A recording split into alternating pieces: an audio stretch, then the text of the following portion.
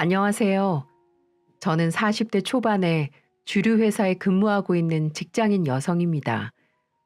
이곳의 사연들을 보다 보니 제 사연도 한번 들려드리고 혹시 해결 방안이 있다면 얻고 싶어서 여기에 보냅니다.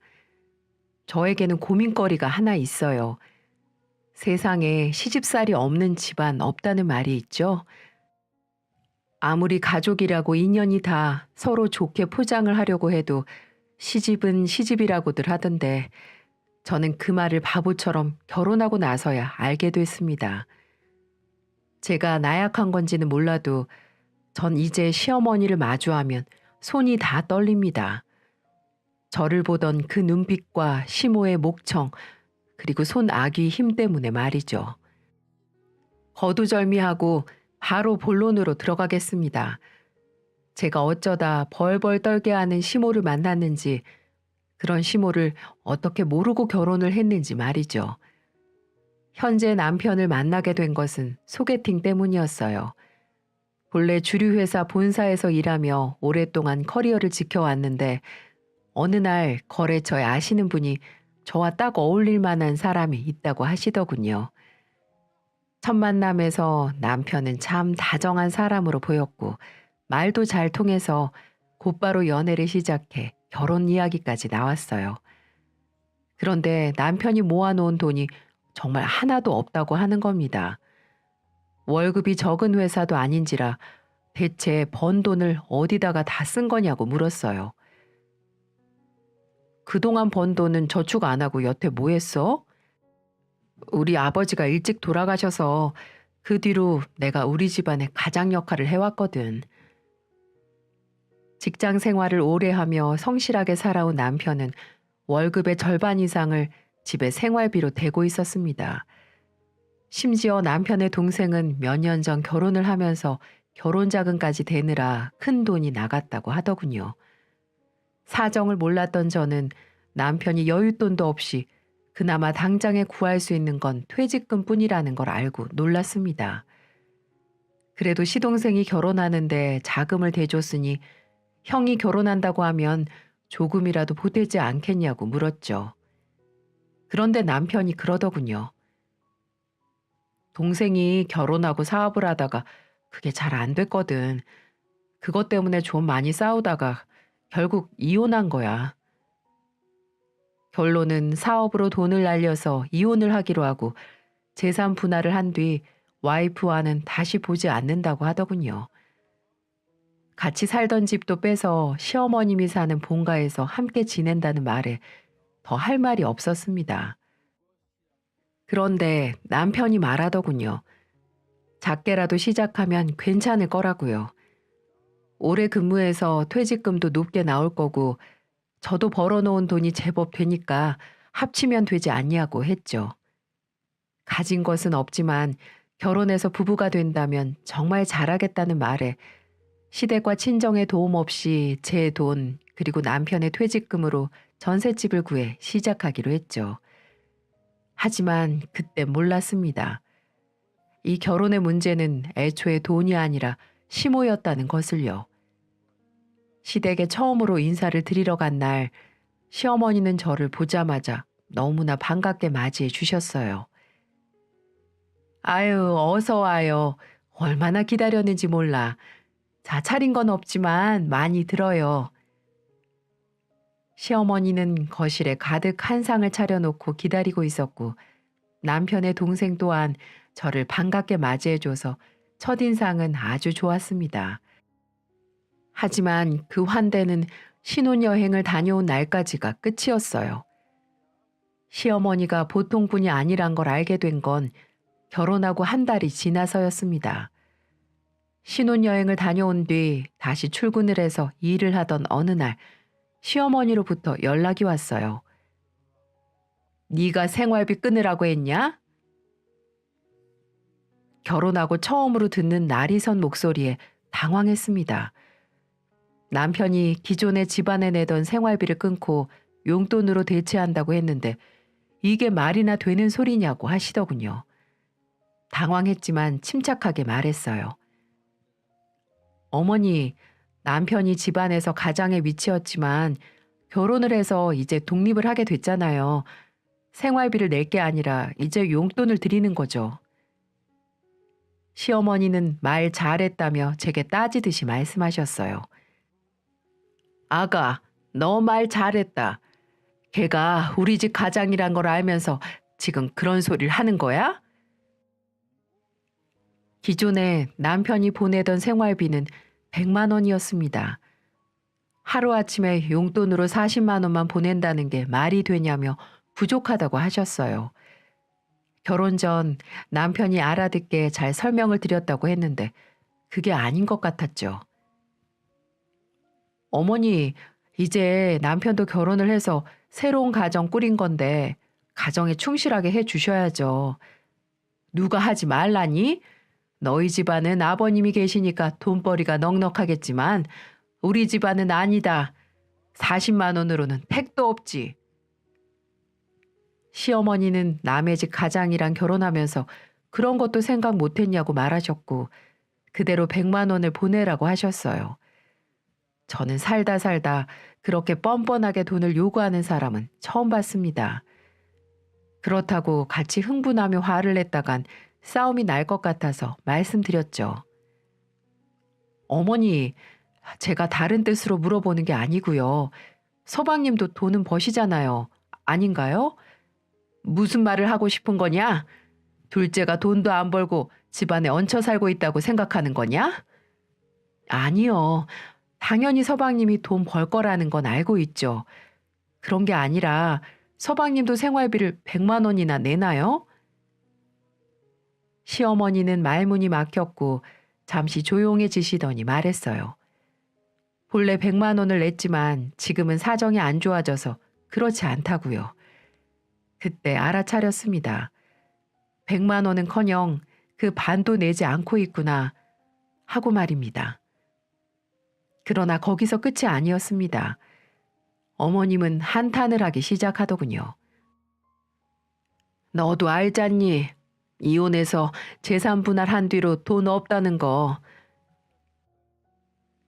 서방님은 사업 이후로 돈을 많이 잃어서 본인 앞가림 하는 데 쓰느라 예전만큼 생활비를 내지 못한다고 했고 그런 이유 때문에 더더욱 남편이 돈을 줄이면 힘들어진다고 했죠.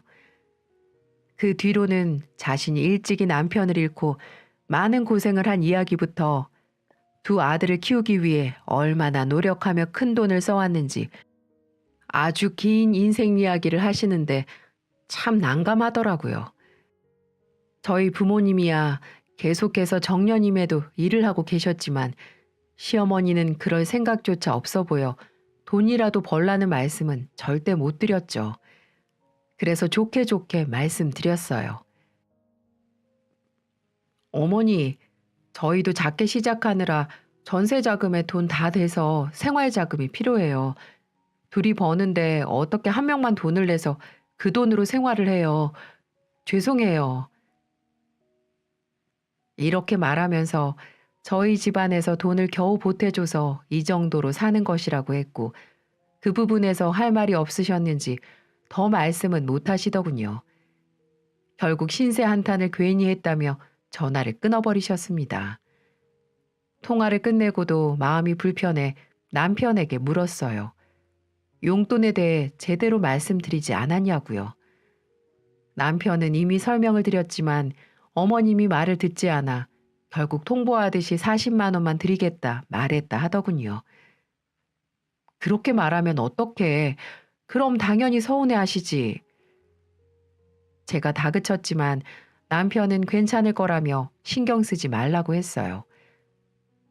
어차피 결혼했고 일어날 일이었어.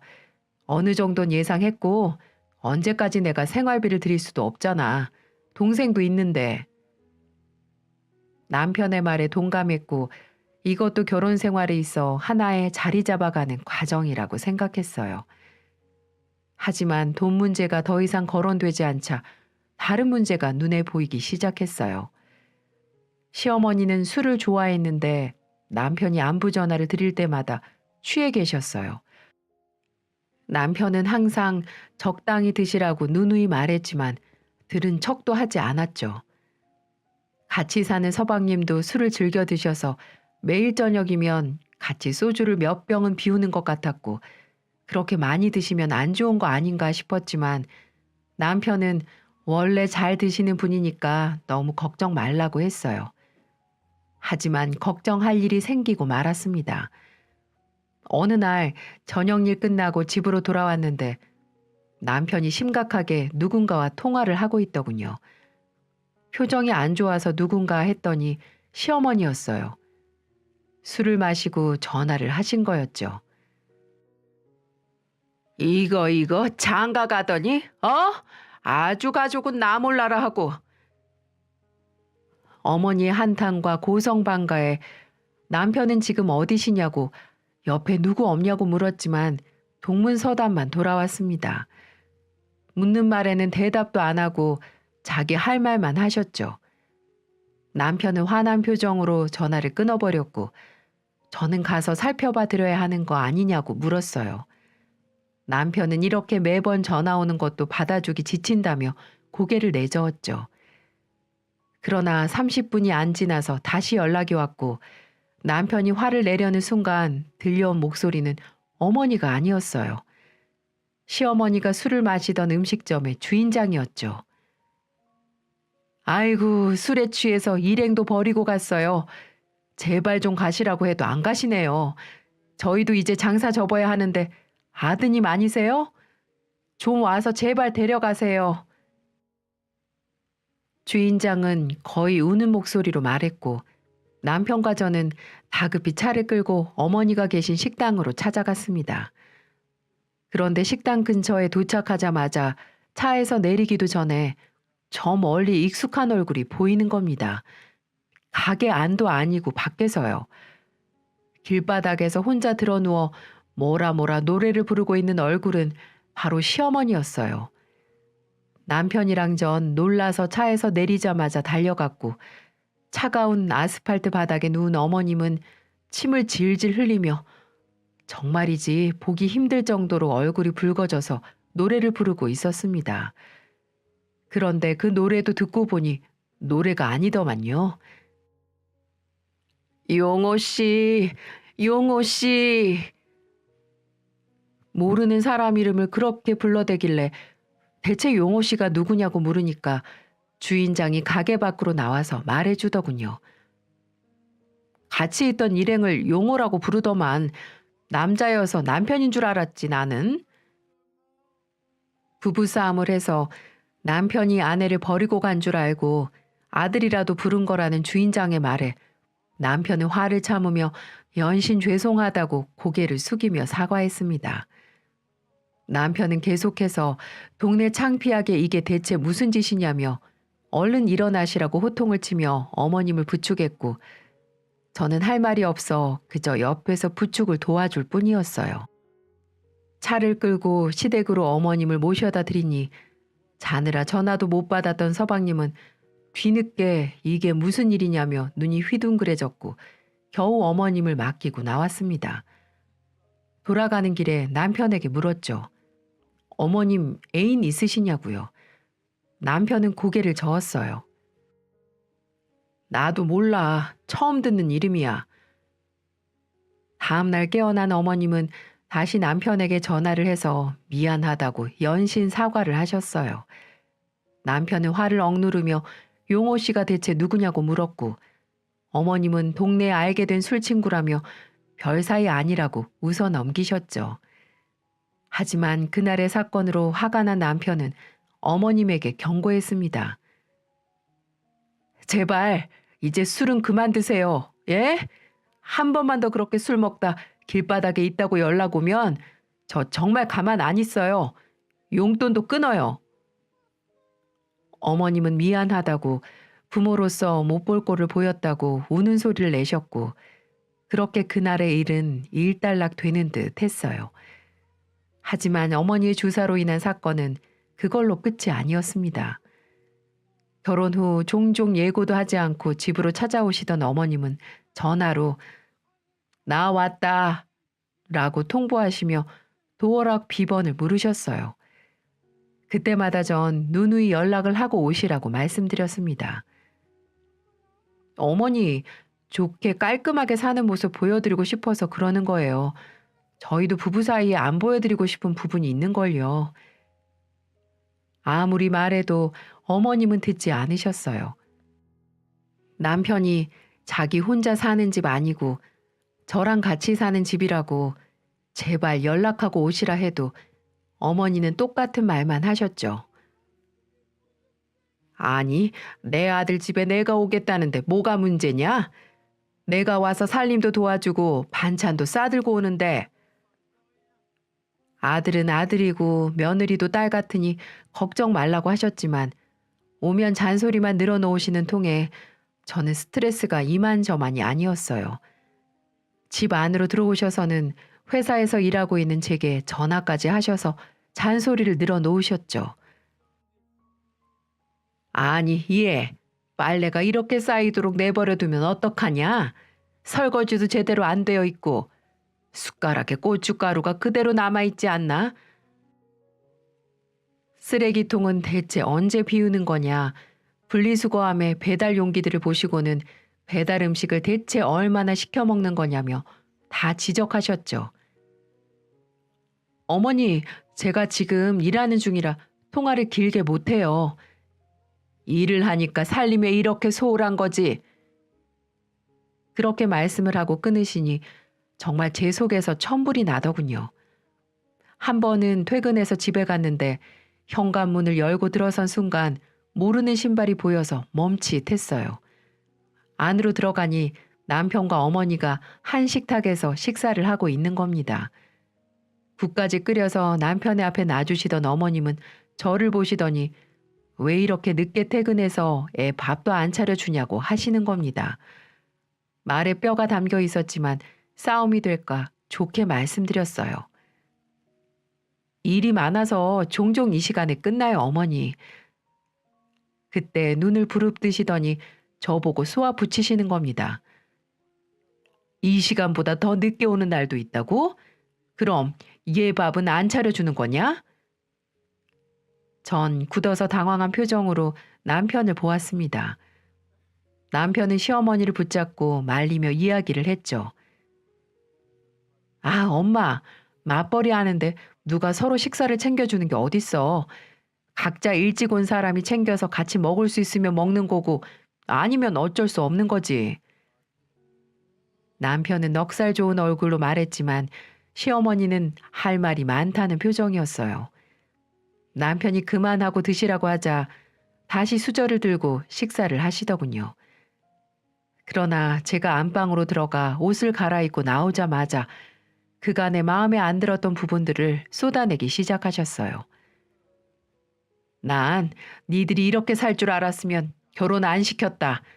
어떻게 그렇게 고생하는데 내 아들이 밥도 못 얻어먹고 사는 거냐? 시어머니의 쏟아지는 비난에 저는 표정이 굳어졌고 남편은 냉장고에 채워진 반찬들을 보여주며 이거 다 엄마 며느리가 한 거야. 라고 했지만 반찬을 보고도 가지수가 적다면서 손으로 저에게 삿대질을 하셨죠. 거기서 그치지 않고 쓰레기통에 있던 배달 음식 용기들까지 가져와 바닥에 죄다 쏟아내시면서 말했어요. 내가 누누이 배달 음식 그만 먹이라고 했는데 이건 또 얼마나 먹은 거냐? 어? 그 순간 저도 모르게 눈이 횟바닥한 것 같습니다. 그대로 일어나 배달 음식이 어때서요, 어머니? 라고 외쳤으니까요. 사람이 어떻게 밥만 먹고 살까요? 차려 먹는 날도 있고 배달시켜서 특별하게 먹는 날도 있는 거죠. 무엇보다 배달 음식을 좋아하는 건 제가 아니라 남편이었어요. 그 사실을 말해도 어머님은 말이 안 통했죠. 오히려 저보고 어른 말씀하시는데 하나하나 대든다고 역정을 내셨어요. 마음 같아선 배달 용기를 집어들어 어머님 얼굴에 던져버리고 싶었지만 그랬다간 정말 돌이킬 수 없을 것 같아 안방으로 들어가 문을 닫아버리는 것으로 끝냈죠. 그런 저를 보고도 어머님은 저 버릇없이 어른 앞에서 문을 쾅 닫아? 라며 소리쳤습니다. 남편은 그런 시어머니를 말리느라 애를 먹었고 어머니가 돌아가시고 나서야 안방으로 들어와서 저를 달래주었죠. 여보, 우리 어머니가 옛날 분이시라 그래. 남편은 미안하다고 연신 사과를 하며 어머니가 하신 말씀은 다 잊어버리라고 했어요. 앞으로 어머니가 집에 오신 날은 당신 퇴근 전에 미리 연락할게. 이렇게 부딪히는 일 없도록 말이야. 내 집에서 내가 시어머니 오는 것 때문에 눈치를 봐야 하나 싶었지만 남편은 쉽게 달라질 뿐이 아니니 변하기 전까지는 덜 부딪히는 게 상책이라고 했죠. 살다 보면 점점 나아질 거고 자신이 설득할 테니 조그만 이해를 부탁한다는 말에 그날은 어쩔 수 없이 넘어갔습니다. 그러나 바로 며칠 뒤 시어머니에게서 연락이 왔습니다. 애미야, 나 술 한잔 했다. 본래 술을 마시면 남편에게 전화를 하시는데 저에게 해서 의아했지만 그날의 일 때문에 무언가 하실 말씀이 있나 보다 싶었습니다. 아니나 다를까 발음이 다 꼬여서 말씀하시더군요. 나 일 시작했다. 정숙이 영업하는 일이야. 근데 내가 일 왜 시작했는지 아니? 바로 너 때문이야 이거사. 그때부터 정말 어마어마하게 말을 쏟아내는데 듣고 있는 귀가 아파서 핸드폰을 내려놔야 했습니다. 네가 장남이자 우리 집안의 가장인 내 아들을 뺏어갔잖니. 내가 이렇게 고생하는 건 다 너 때문이야. 기껏 키워놨더니 여자한테 빠져서 가족은 나 몰라라 하고 비상금이라도 챙겨서 주라는데 이놈이 주지도 않고. 저도 화가 나고 할 말은 많았지만 술에 취하신 상태라 제 말이 들리지도 않을 것 같아 전화를 끊어버렸습니다. 더 들었다간 앞뒤 분간 안 하고 저 또한 막말을 쏟아냈을 테니까요. 다만 지난번 술에 취해서 바닥을 기어다니던 모습이 떠올라 그대로 두면 안 되겠다 싶어 서방님에게 연락을 했어요. 어머님이 제대로 취하셔서 몸도 못 가누시는 것 같으니 데리러 가달라고 말하려고 했는데 서방님이 전화를 안 받는 겁니다. 결국 남편에게 연락해 어머니의 상태를 알렸고 다시 전화를 해보니 지난번에 술 취해 쓰러졌던 그 가게에서 또 마시고 계신다고 하더군요. 남편과 차를 끌고 가게로 갔고 들어선 순간 저를 본 어머님은 눈을 부리부리하게 뜨며 쳐다봤어요. 제발 여기서 이러시지 좀 말라고 하며 모셔가려는데 다짜고짜 자리에서 벌떡 일어나더니 제게 달려와 머리채를 잡는 겁니다.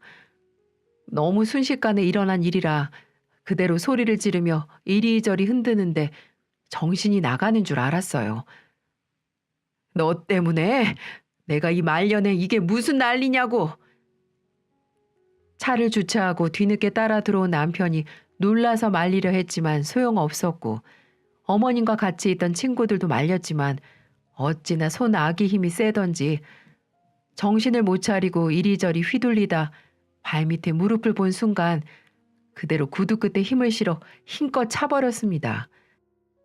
외마디 비명을 지르며 어머님은 나자빠져 무릎을 부여잡고 뒹굴었고 전 그대로 가게를 뛰쳐나왔어요. 눈에 뵈는 게 없었고 화가 머리 끝까지 올라 제정신이 아니었죠. 남편이 괜찮냐며 저를 부르는 소리가 들렸지만 제가 소리쳤어요. 이게 괜찮아 보여? 이게 괜찮아 보이냐고? 당신 엄마 제정신이야? 내가 머리채까지 잡혀야겠어?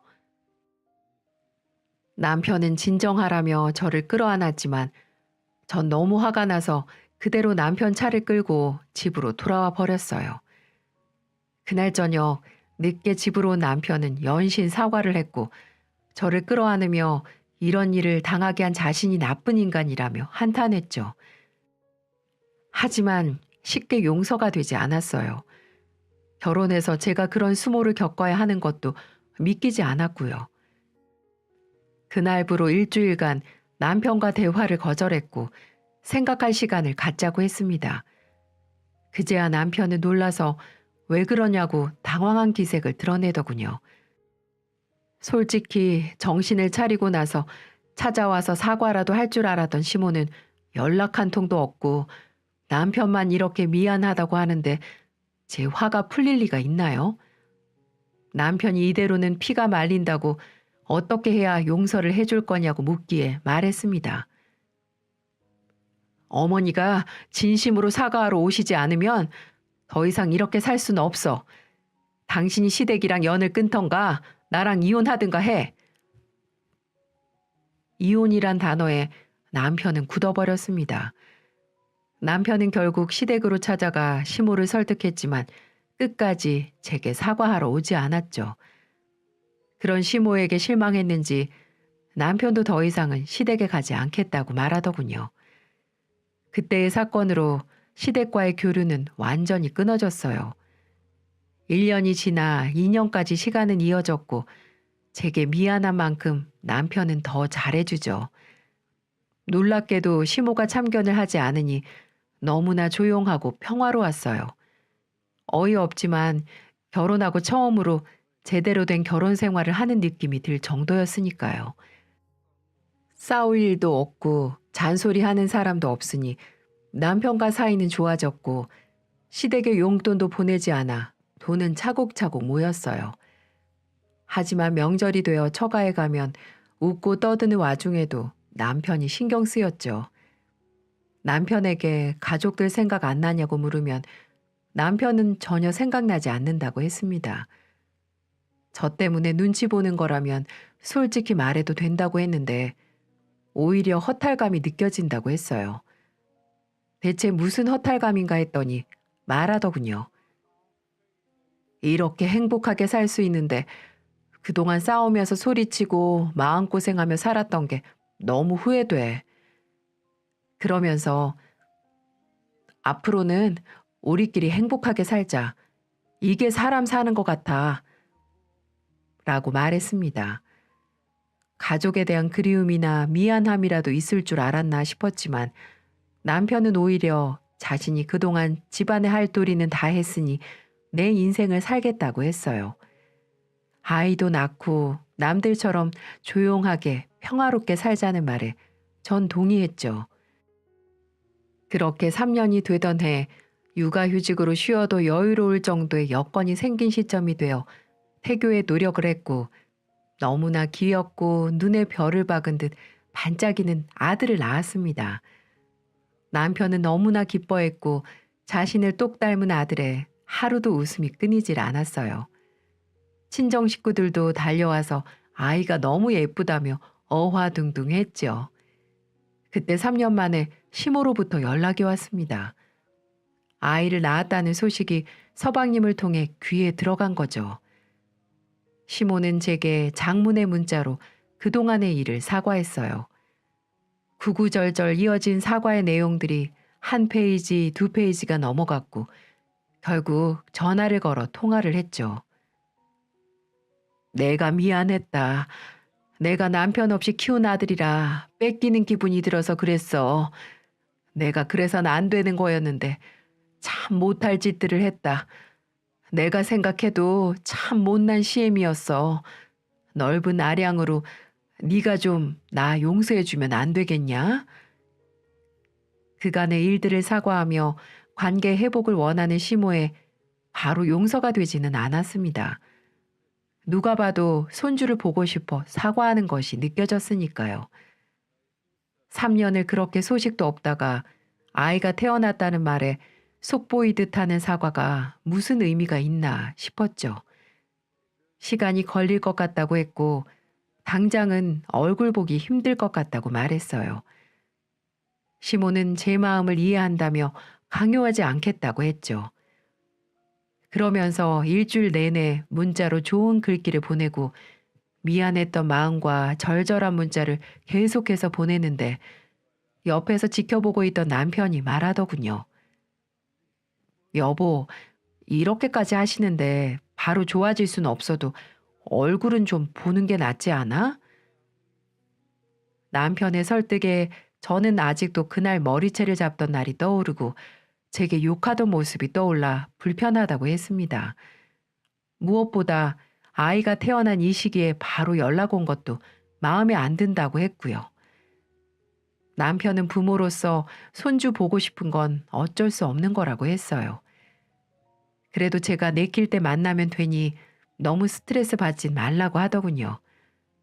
그런데 얼마 지나지 않은 날 친정엄마가 저 먹으라고 반찬을 싸들고 온 날이었어요. 식사를 하는데 갑자기 초인종이 울렸고 찾아온 것은 다름 아닌 시모였어요. 전 놀라서 굳어버렸고 남편도 놀라서 당황했습니다. 그런데 엄마가 대체 누구길래 그러냐며 인터폰 화면을 보고 시모란 사실에 이왕 오셨으니 안으로 들이자고 했습니다. 결국 현관문을 열었고 시모는 전에 없던 다정한 미소로 엄마와 인사를 나누셨어요. 아이고 사돈, 정말 간만에 봅니다. 시모는 엄마를 마치 오래 알던 친구처럼 인사하면서 면목 없는 표정으로 두 손을 모았고 엄마도 덩달아 웃으며 인사를 나누셨어요. 그러게요. 오랜만이네요. 한참 식사 중인데 같이 드시겠어요? 엄마의 권유에 시모는 집 안으로 들어와 같이 식탁에 앉았고 저는 아무런 말도 하지 않았습니다. 그저 어색하게만 있었죠.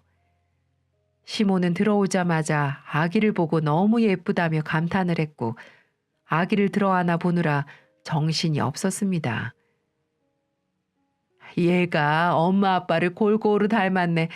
아이고 예뻐라. 그때부터 제가 고생이 많았다며 칭찬을 했고 엄마가 밥 드시라고 하니 같이 앉아서 식사도 했습니다.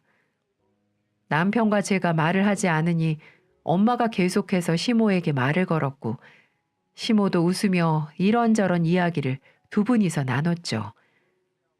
그때까지만 해도 별 문제가 없었고 정말로 시모는 많이 달라진 건가 싶었어요. 그러나 그것은 제 착각이었습니다. 사람 쉽게 안 변한다죠. 식사를 하고 과일까지 먹다가 엄마가 아버지 때문에 먼저 가봐야겠다며 일어서셨어요. 그 모습이 마치 제대로 대화를 하라고 자리를 피해 주시는 것 같았죠. 하지만 엄마가 가시고 나자 시모는 바로 본래의 모습이 나오기 시작했어요. 남편이 설거지를 하려니까 자신이 한다고 일어서더니 이미 설거지된 수저를 보며 잔소리를 시작했죠. 예, 며느라, 고춧가루가 그대로 묻어 있잖냐. 이거 봐라. 아까 국도 간이 좀 짜더라. 슴슴하게 먹어. 애 젖주는 엄마가 짜게 먹으면 못 쓴다. 정말 친정엄마가 가자마자 습관처럼 집안 구석구석을 보며 잔소리를 하기 시작하는데 전 다시 과거가 떠올라 입을 다물었어요. 대꾸도 하지 않았죠. 그러거나 말거나 시모는 애를 안고 자꾸만 입을 맞추려고 하질 않나 손으로 어루만지려고 하기에 결국 제가 참다 못해 말했어요. 시국이 시국이니만큼 접촉은 피해주세요. 그냥 들어 안아보는 것까지가 좋다고 병원에서도 말했어요. 아유, 유난 떨지 마라. 나도 다 키워봐서 안다. 너보다 더 잘 알지. 시모는 제 말을 귓등으로도 듣는 척 하지 않았고 돌아가실 때가 돼서야 내일도 또 오겠다고 하시기에 전 됐다고 했습니다.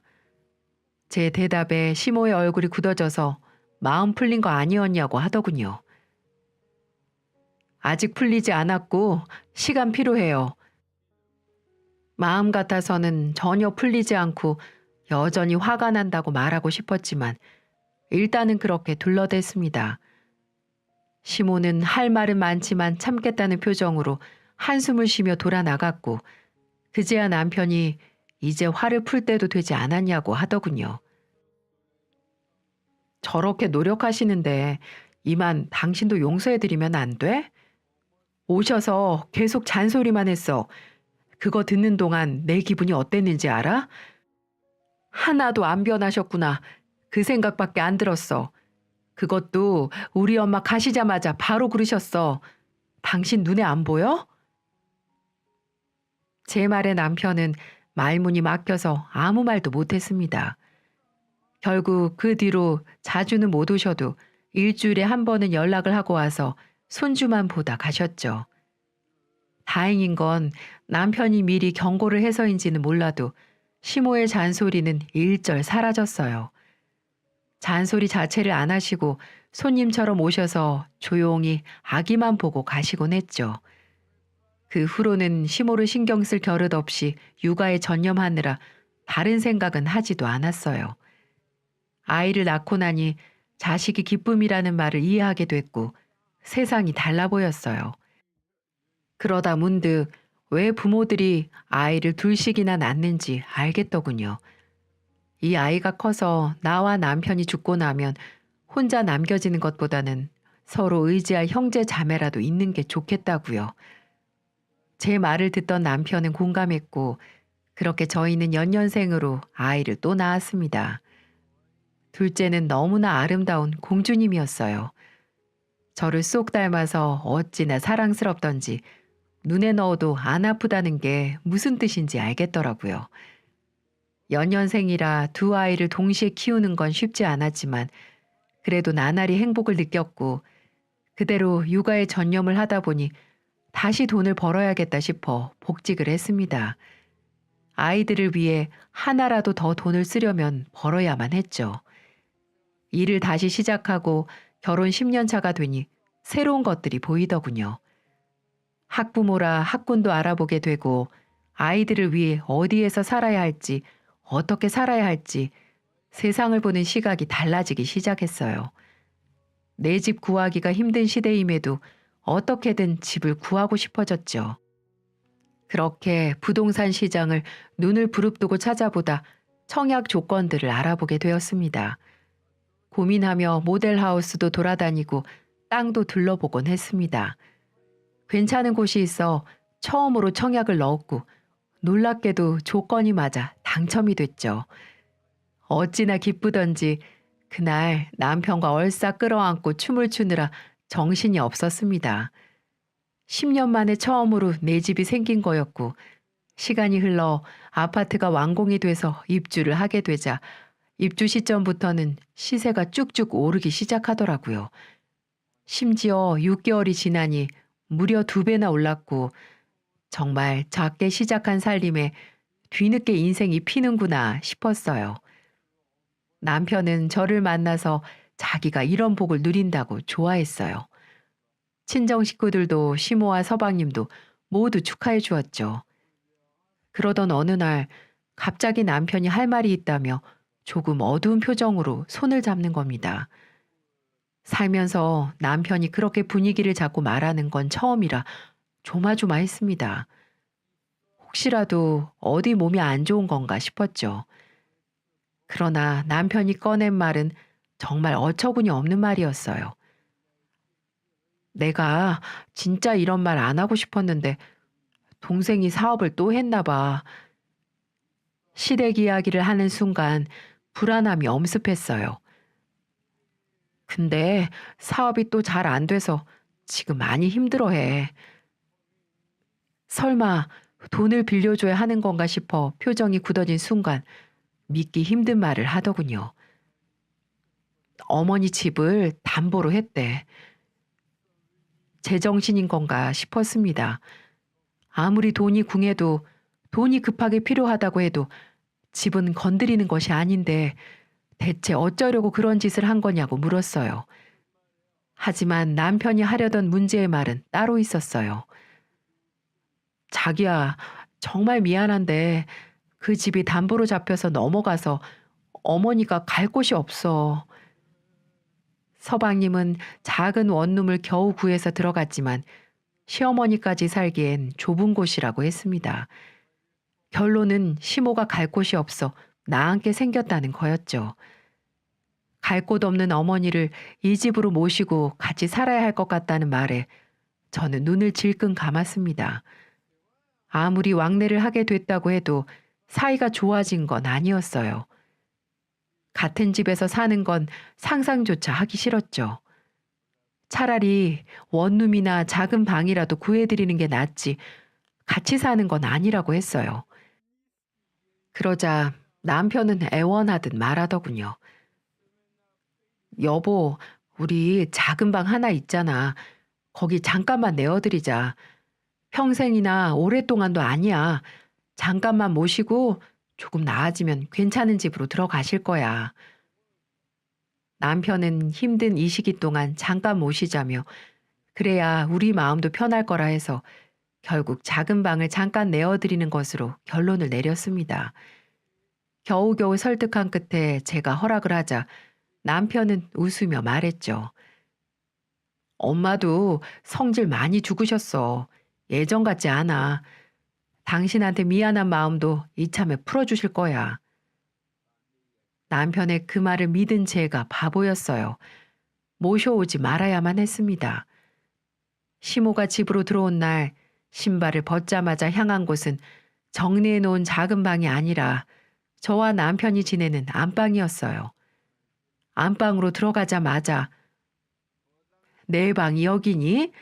정리가 아직 안 된 모양이다. 라고 묻는데 당황스러웠죠. 어머니, 애 아빠가 잘못 말을 한 것 같아요. 어머니 방은 여기예요. 정리된 말끔한 작은 방을 보여드리자 시모는 눈이 커져서 안방을 돌아 나오더니 작은 방으로 들어갔습니다. 그리곤 방 안을 이리저리 살펴보더니 너무 작다는 겁니다. 잠깐 지내실 거라고 해서 일단은 이 방을 정리해 놓은 거예요. 제 말에 시모는 고개를 휙 돌려 저를 보더니 눈을 부릅뜨고 말했어요. 아무리 마음에 안 들어도 그렇지. 너는 애미애비도 모르냐? 어떻게 어른을 모셔놓고 이런 작은 방을 줘. 안방을 내줘도 모자랄 판에 지금 나 물 먹이냐?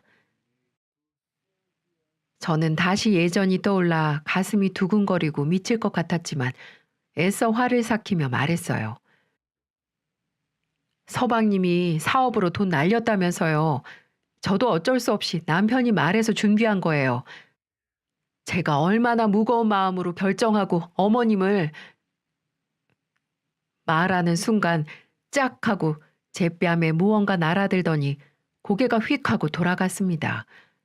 너무나 순식간에 일어난 일이라 어안이 벙벙했고 고개를 돌려 다시 시모를 본 순간에 철컥 소리와 함께 마침 짐을 들고 들어온 남편이 현관문 앞에 서 있었죠. 시모는 남편을 보자마자 소리치며 말했어요. 얘가 지금 나보고 이 작은 방에서 자란다. 이게 말이 되는 소리냐? 너희 집에선 사돈이 그렇게 가르치디? 어머니, 대체 이게 무슨 그렇다고 뺨을 때리다뇨. 아무리 마음에 안 들어도 말로 푸셔야지. 그렇게 손찌검을 하시면 어떡합니까? 아들의 아내입니다. 어머니 며느리라고요. 시모는 굳어서 당황한 표정으로 눈을 깜빡이더니 이내 얼굴이 붉어졌고 남편에게 소리쳤어요. 그럼 지금 나보고 이 코딱지만한 방에서 자라는 거냐? 이러니까 이 사람이 어머니를 받아들이지 못하는 거예요. 저도 이제 더 이상은 설득 못하겠네요. 제가 아무리 사과하고 말해도 어머니가 이러시면 저 도저히 안 되겠습니다. 나가세요. 남편은 들고 들어왔던 시모의 짐을 그대로 들어 다시 현관문을 열며 말했습니다. 저도 놀라서 남편을 쳐다보았고 시모는 이게 아닌데 왜 상황이 이렇게 흘러가나 싶은 표정으로 눈치를 살피더군요. 동생한테 전화할게요. 그냥 그 원룸이라도 들어가 사세요. 동생 사업 망할 거 이번에 못 막은 것도 다 어머니 탓이에요. 어머니가 말리기만 했어도 그렇게 집이 넘어가진 않았어요. 남편은 자업자득이라며 시모에게 나오시라고 했고 시모는 결국 화를 내며 소리쳤습니다. 아주 여자 하나 잘못 만나더니 부모도 못 알아보고 이거 사. 시모가 역정을 내며 안 나간다고 했지만 남편은 완강하게 호통을 쳤고 차에 다시 태워 시동생이 지내는 원룸으로 가버렸습니다. 그 후로 집으로 돌아온 남편은 제게 다시는 이제 이런 부탁하지 않겠다며 말하더군요. 아무래도 가족이다 보니 챙겨야겠다는 마음에 그런 것인데 잘못된 선택이었다고요. 그날 이후로 남편은 더 이상 시모에 대해 이야기하지 않습니다. 제가 아는 건 서방님이 지내는 원룸에 시모가 같이 살며 밥도 살림도 다 해주고 있다는 거예요. 전 저대로 남편과 일을 하며 육아도 하고 있고 가끔씩 오시는 친정엄마가 살림을 도와주는 것 말고는 별다른 건 없습니다. 사실 시모는 남편의 부모이기 때문에 그런 열악한 환경에 사는 것이 마음으로 편하진 않습니다. 하지만 모시고 사는 건 더더욱 감당할 수 없는 일이죠. 이 문제는 아직까지 해결되고 있지 않은 저와 남편의 숙제로 남아 있어요. 부모 자식 간에 연을 끊을 수도 없는 것이고 남편은 아마 저와 사는 평생을 마음의 짐처럼 시모를 생각하며 살겠죠. 주변에 이 문제에 대해 이야기하면 열에 아홉은 말을 합니다. 시모가 바뀌는 걸 기다리는 수밖에 없다고요. 이 사연을 보시는 분들이 계시다면 여쭙고 싶습니다. 저와 같은 상황에 놓인 분들이 있는지 말이죠. 있다면 어떻게 해결했는지도 묻고 싶네요. 저로서는 아직도 시모의 목소리만 들려도 이젠 손이 떨릴 지경이니까요. 여러분들의 소중한 의견 기다리고 있겠습니다. 함께 해주셔서 감사합니다.